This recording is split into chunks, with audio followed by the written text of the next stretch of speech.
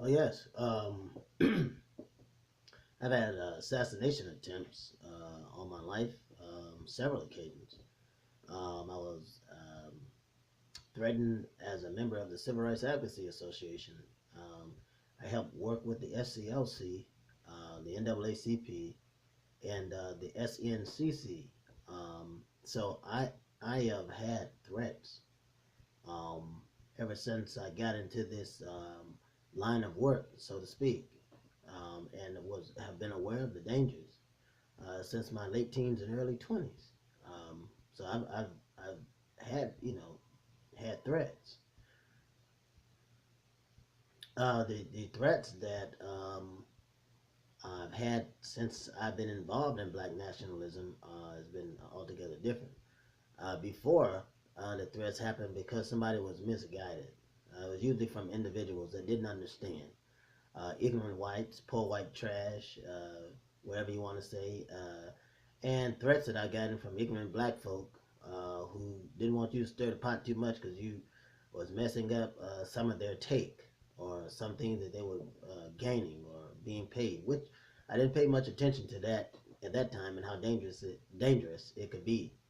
But since I've been a leader amid black nationalism, and that started in 2006, really, I've always worked with the black nationalists since I was 15 years of age. But in 2006 is when I made the transformation. That transformation happened for two chief reasons. The peculiar death and circumstances of Dr. And Miss Coretta Scott King. And the other part of it was the killing of Deontay Farrow in West Memphis, Arkansas. So at that time, I was a strong nationalist at that point, and nonviolence as a philosophy would no longer secure me. So I believed in nationalism to the fullest degree. I'd always believed in it, but at that point, I began to activate what I ultimately believed the entire time from observing what was happening and is happening to our community. So I began to receive death threats there. But the most ardent death threat I had is when I was in Waldorf, Maryland. We were at a private meeting, the Black National Rifle Association, for black folk to own guns, to push to acknowledge and accept and advocate the Second Amendment right to bear arms. And at that time, there was I gained trouble at that time, and I talked about it on Can We Talk Radio, where they on my exit of the building, whichever building it was, I'm not going to say that there were uh, saltmen or snipers that shot as I was coming out of the building in the front. Luckily, the security stopped it with good eyesight and response and returned fire and were very successful in hitting their target. And then on the other door that we were going out of, I returned fire. I had to get my gun out and shoot because they were coming for us. So I began to shoot, and we were very successful on our target. We found out about an informant inside the organization, particularly that the security took care of. I didn't know anything about it. Didn't know what was going on or what had happened.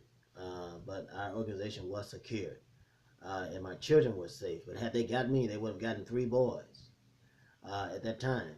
Would have gotten three boys, a 8-year-old, a 6-year-old, and a 4-year-old. They would have gotten two because they was right behind me, and they tried to downsize it or overlook it, not give much attention to it as if it was some kind of gang war. And I was saying, the gang war in the middle of the country, what are you going to have?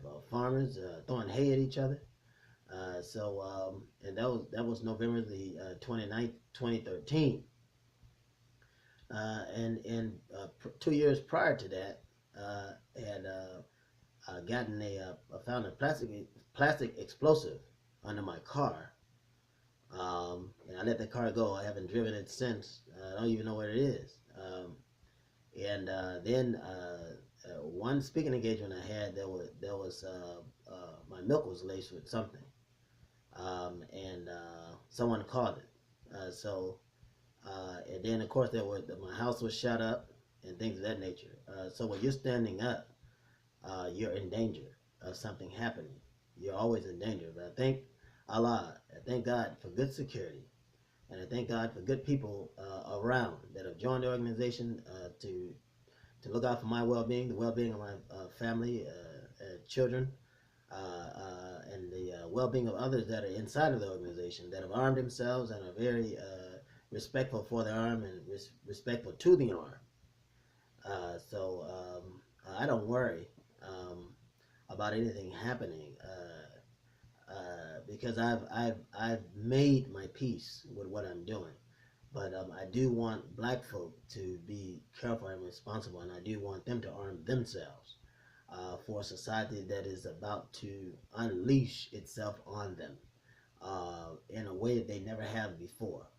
And we have to be willing to defend ourselves, defend our community, defend our women, and defend our children.